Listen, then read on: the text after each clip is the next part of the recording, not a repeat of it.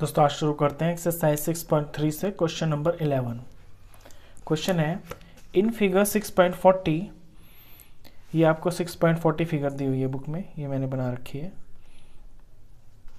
E is a point on side CB produced of an isosceles triangle ABC। E जो है C से लेके B की तरफ बढ़ाया हुआ एक पॉइंट है और ABC आइसोस्केलेस ट्रायंगल है with AB is equal to AC, जहाँ पे AB AC के बराबर है।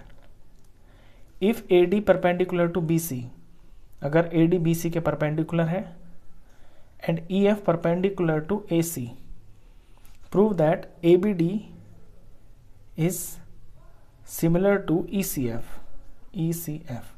ये सारा इसके अंदर दिया हुआ है।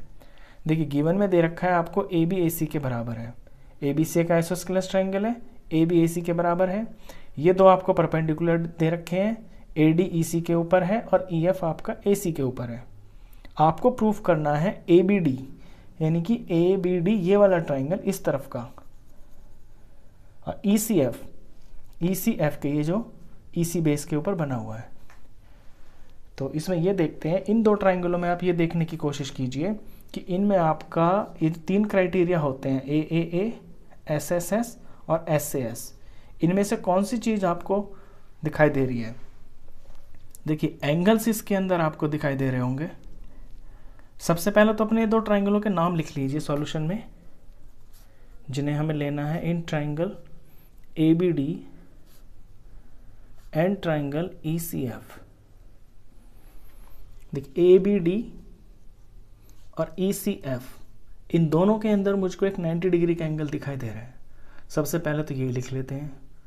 तो ABD के अंदर आपका एंगल D और ECF के अंदर आपका एंगल F, ये दोनों बराबर हैं और ये दिए हुए हैं गिवन में ईच 90, ये दोनों 90 डिग्री के हैं।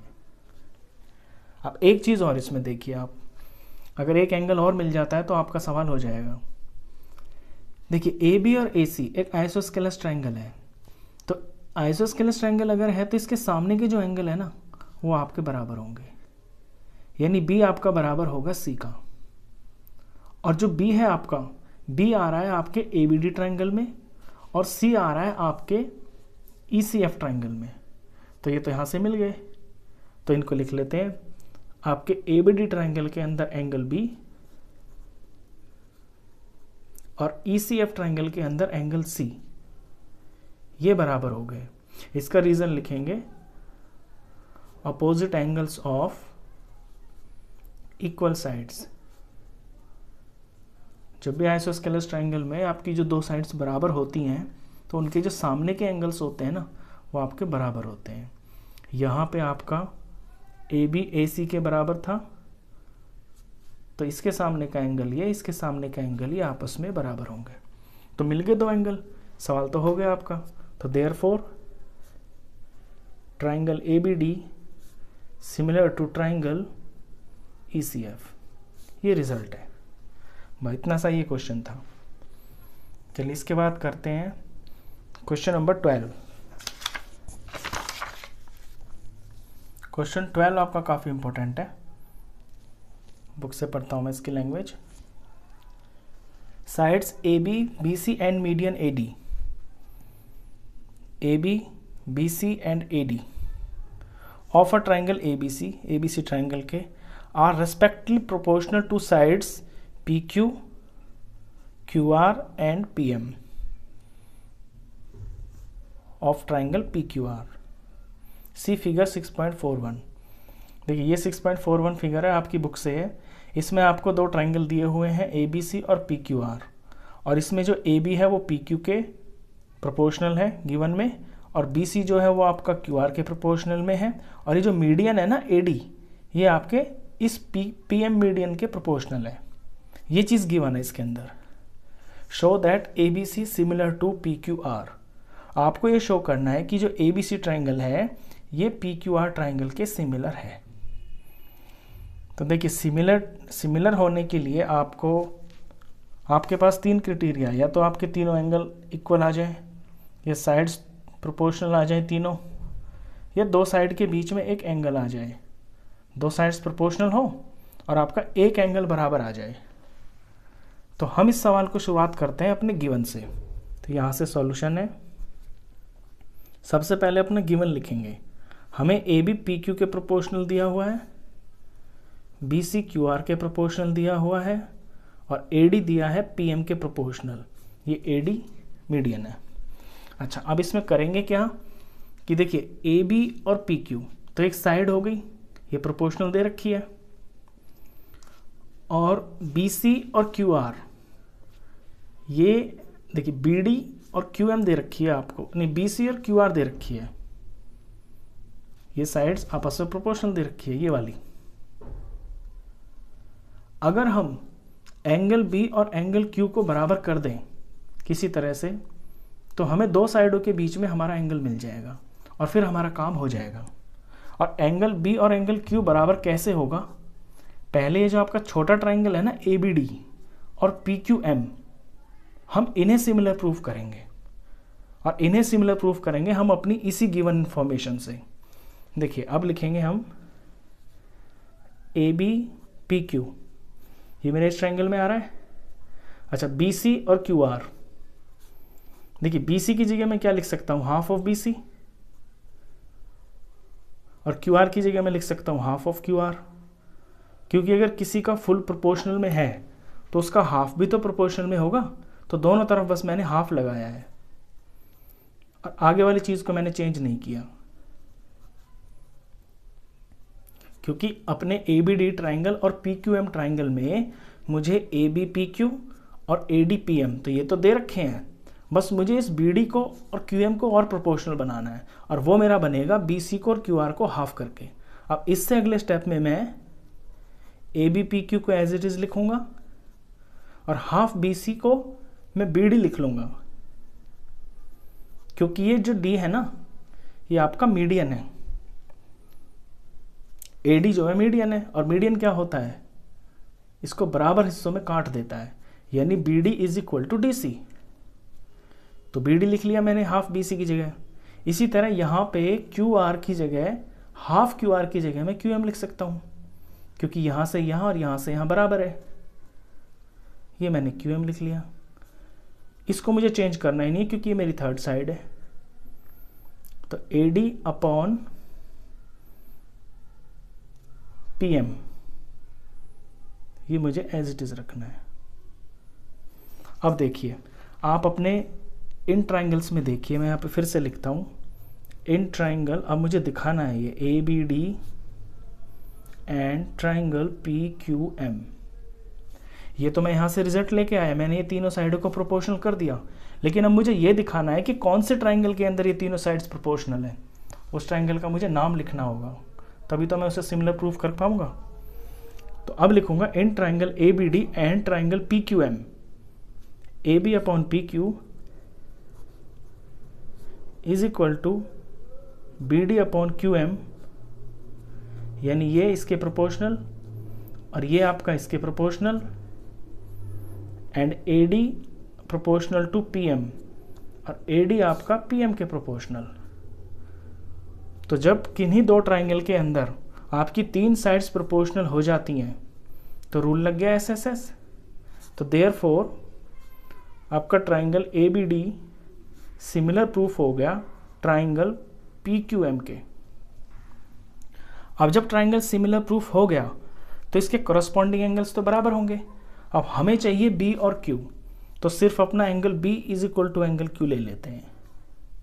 Angle B is equal to angle Q, क्योंकि दो साइड तो हमें ऑलरेडी दे रखी है।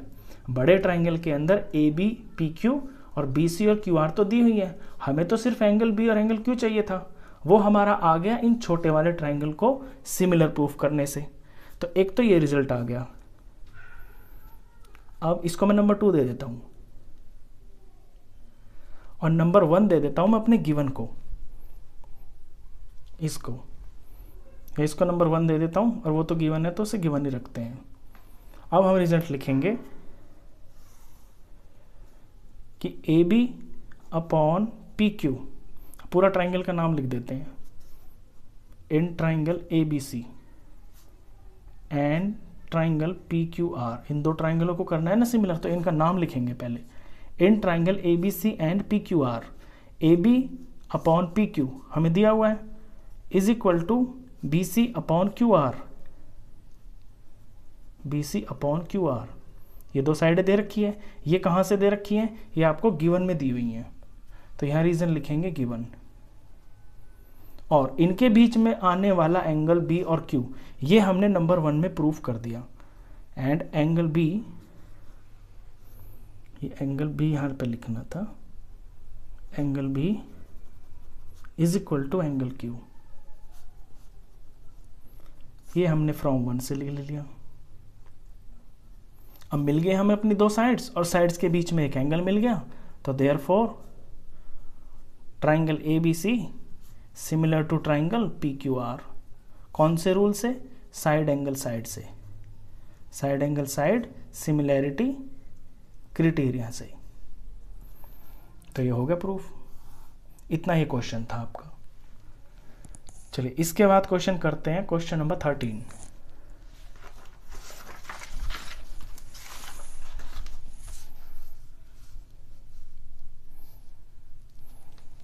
क्वेश्चन 13 बिल्कुल छोटा सा क्वेश्चन है, इंपॉर्टेंट भी है वैसे ये।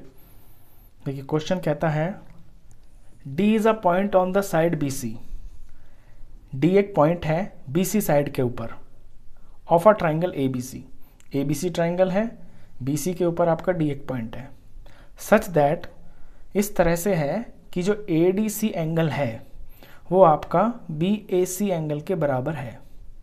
शो दैट, तो फिर आपको दिखाना है कि CA का square is equal to CB into CD, ये जो डॉट होता है ना इसका मतलब इंटू होता है, ये आपको दिखाना है। तो ये जो फिगर है आपकी, ये आपको बुक में नहीं दी हुई है, इसकी इंफॉर्मेशन से, बुक की इंफॉर्मेशन के अकॉर्डिंगली आपको अपनी फिगर बनानी है। तो सबसे पहले आप अपना ABC ट्राइंगल बनाइए, BC के ऊपर पॉइंट D लिखिए, और क्योंकि आपको एंगल दिया हुआ है ADC, तो एंगल के लिए तो आपको लाइन बनानी पड़ेगी, तो आप ऐसे करके लाइन बना दीजिए। अब आपको ये एंगल मिल गया ADC और आपको BAC ये मिल गया, यही आपको बराबर दिए हुए हैं और ये चीज़ आपको प्रूफ करनी है।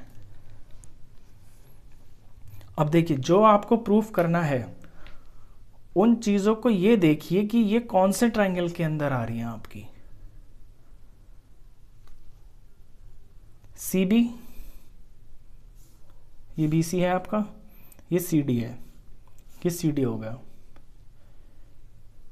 और दूसरी चीज़ है आपकी AC, ये आपका AC हो गया। तो ट्राइंगल ADC के अंदर आपका AC आ रहा है, और BAC के अंदर यानी पूरे ट्राइंगल के अंदर आपका CB भी आ रहा है और आपका CD भी आ रहा है। तो इसमें मैं जिन दो ट्राइंगलों को लिखूंगा, यहां से सॉल्यूशन है, इन ट्राइंगल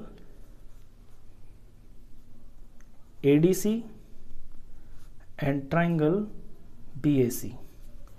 देखिए ADC यानी कि सिर्फ इतना वाला ट्राइंगल, ये इस पूरे का हाफ, ये जो दिख रहा है आपको, ये मैंने ADC लिया है। और BAC का मतलब है मैंने पूरा ट्राइंगल ले लिया। अब मुझे ये दिखाना है कि ये छोटा सा ट्राइंगल, छोटा वाला, ये इस पूरे के सिमिलर है, और इसके अंदर मेरी ये तीन चीज़ आ रही है, CB, CD और CA, तो वहाँ से रिजल्ट मिल जाएगा। तो इन्हें सिमिलर प्रूफ करते हैं।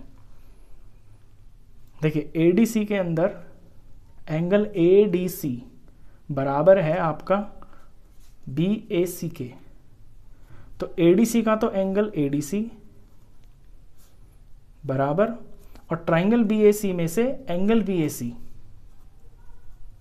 ये आपके बराबर है, और ये आपको गिवन दिया हुआ है, ये चीज़ तो गिवन है। अच्छा एक चीज़ और देख लीजिए, जब आप इसके अंदर अगर कुछ मिलता है तो आपको, मुझे यहाँ पर एंगल C दिखाई दे रहा है क्योंकि ADC के अंदर भी C आ रहा है और BAC के अंदर भी C आ रहा है, तो C मुझे दोनों में कॉमन दिख रहा है। तो यानी इसका एंगल C और इसका एंगल C बराबर है, रीज़न है इसका कॉमन। तो ये तो हो गए सिमिलर, क्योंकि हमें सिमिलर करने के लिए सिर्फ दो एंगल की भी आवश्यकता होती है, दो से भी हमारा सिमिलर हो जाता है, क्योंकि अगर दो बराबर हैं तो तीसरा तो ऑटोमेटिक बराबर होगा angle sum property of triangle से। तो सिर्फ दो भी मिल जाते हैं अगर, तो आपके वो दो ट्राइंगल सिमिलर हो जाते हैं। तो therefore triangle ADC is similar to triangle BAC। कौन से रूल से? AA सिमिलैरिटी क्राइटेरिया से। अब इसमें से देखते हैं हम अपनी कुछ रेशियो बना के। देखिए कुछ ऐसी चीज लेंगे ताकि मेरा CA का स्क्वायर आ जाए, और ये 3 चीजों का इस्तेमाल करेंगे। तो मैंने देखा कि CA मेरा कब आएगा? CA मेरा तब आएगा जब मेरे क्रॉस मल्टीप्लाई में CA आए, और मुझे CA यहां भी दिख रहा है, CA मुझे यहां भी दिख रहा है। तो अगर मैं यहां पे CA ले लेता हूं, यानी यहां पे मैं CA ले लिया मैंने, CA, तो इसके करस्पॉन्डिंग मुझे यहां क्या लिखना पड़ेगा? CB। तो यहां मैं CB लिखूंगा। अच्छा, अब मुझे यहां पे CA चाहिए, क्योंकि CA को CA से मल्टीप्लाई करके तो CA स्क्वायर आएगा। अगर मैं यहां पे CA ले लेता हूं, यानी यहां पे मैंने CA ले लिया, थर्ड और सेकंड, तो इसका करस्पॉन्डिंग यहां पे क्या होगा? थर्ड और सेकंड, यानी CD। तो यहां CD आ जाएगा। इस तरह से लेते हैं इनको। आपके जो एंगल का नाम होता है ना, उसी से आप कोरेस्पॉन्डिंगली रेशियोज को इस तरह लेते हैं, देख देख के, कि भैया यहाँ पे अगर मैंने CA लिया है, यानी कि थर्ड और पहले को लिया है, तो इसका प्रोपोर्शनल इस ट्रायंगल के अंदर थर्ड और पहला ही होगा, यानी कि CB। इसी तरह से अगर यहाँ मुझे CA चाहिए, यानी कि नीचे CA, तो मैंने थर्ड पॉइंट को और सेकंड पॉइंट को लिया, तो CA हुआ। तो यहाँ भी मुझे थर्ड और सेकंड पॉइंट को लेना है, तो बन गया CD। अब इससे रिजल्ट आ जाएगा आपका। देखिए CA into CA cross multiply करेंगे ना ऐसे, तो CA इंटू CA, ये आपका CA स्क्वायर हो गया, इज इक्वल टू, और ये आपका CB into CD। CB into CD, dot का मतलब मल्टीप्लाई होता है। ये आपका रिजल्ट आ गया। इस तरह का एक क्वेश्चन था। ये क्वेश्चन काफ़ी बार एग्जाम में आता है, छोटा सा है, 2 नंबर में, इंपॉर्टेंट क्वेश्चन है आपका। तो इस वीडियो में बस इतना ही। आई होप आपको ये तीनों क्वेश्चन अच्छे से समझ में आए होंगे। वीडियो अगर अच्छा लगा हो तो प्लीज़ इसे लाइक करना, शेयर करना, और 10th क्लास का कंप्लीट मैथ्स पढ़ने के लिए आप इस चैनल को भी सब्सक्राइब करना। Thank you.